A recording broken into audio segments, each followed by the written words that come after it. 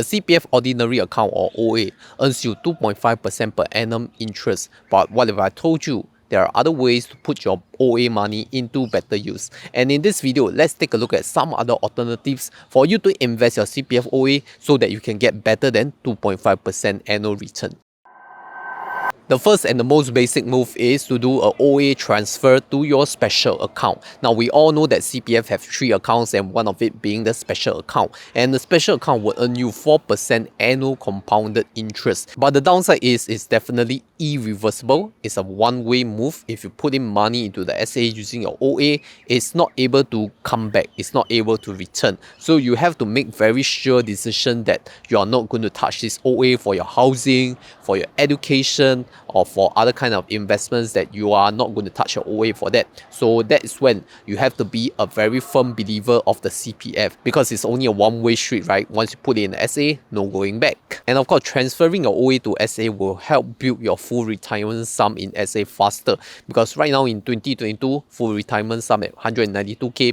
If you actually had like 50k to transfer to your SA, you will build it up faster to the FRS. And once you have reached FRS, that's when you can forget about the new FRS number next year or even subsequent years, because the interest covered by the special account will help you cover the annual increment of the FRS amount. But of course, some of you are considering the fact that if you did an OA to SA transfer, there is less opportunity for you to do a retirement sum top up to your special account, because retirement sum top up to your special account or RSTU is eligible for tax relief. And if you transfer so much of your OA to SA, then you may miss out on the tax relief benefit. But I myself have already done that OA to SA transfer, I think like few years ago, and I never regretted it, because you must remember that your OA that's transferred to SA are not reserve funds for your retirement account setup. Because if you know at 55 your retirement account is going to pull funds from your SA first, right? And you see, if you did an RSTU, those funds will be pulled to your RA first. So the more RSTU you do, the more SA funds that's going to be put to your retirement account. Whereas your OA to SA transfer, they are not reserve funds, which means that they can be invested, and hence will be the best way to execute your CPF shielding strategy if it is still valid by the time you turn 55. And of course, this method of transferring OA to SA is my preferred method to get higher interest, because I already believe in the CPF. But for those of you who don't really believe in the CPF system, then maybe you want to take a look at the next few methods after a word from the sponsor. I am very jealous of you all. Jealous of those people who have not signed up for Weibo account, because Weibo just launched a record high promotion getting you $150 worth of cash voucher. And since many of you still have questions on the qualifying criteria, let's go through some of them. First deposit, you must have a $2,000 first deposit.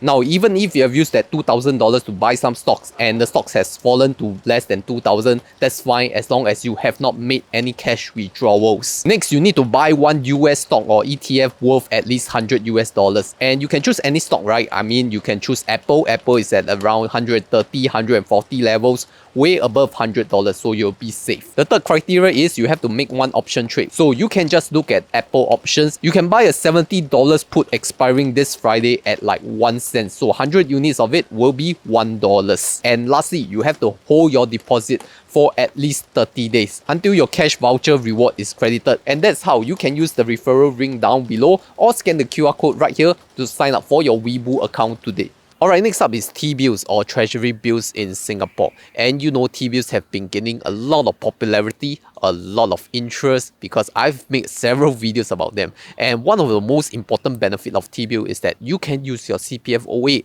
to invest in T-bill. And if we look at the recent release of results, the T-bill is getting 3.9% cut-off yield compared to that 2.5% OA interest. That's a stark difference, right? That's like almost a 1.4% increment. But you must remember that T-bill is only a short-term borrowing, which means that it only holds for 6 months. And after 6 months, if the interest rates are really going down, then you will not get this very optimal close to 4% annual return. Also, the fact that for applying T-bills using your CPF OA is not something simple that can be done online, because you have to visit a physical bank branch, fill up some physical forms to make sure that the bank is executing your orders via CPF to buy the T-bills. So it's not some internet banking, click here, click there, simple move like your cash to buy for T-bill. I mean, some people value their time and don't see the importance of that additional interest anyway. So you have to weigh in the facts. But the really good thing about T-bill compared to transferring OA to SA is that T-bill is reversible, because once your T-bill has already expired and matured, the funds will be returned to your OA account.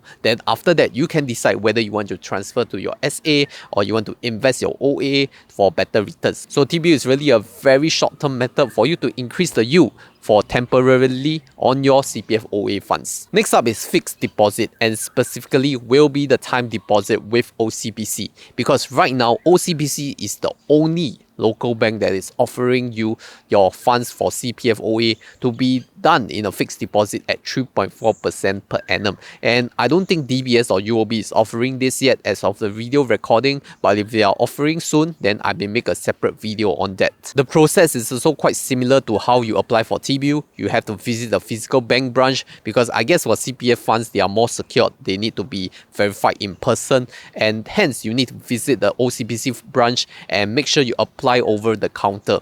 So that means that you have to queue up again, okay? Because time is money for some people. They don't want to queue up, right? And it's only like from 2.5% to 3.4%.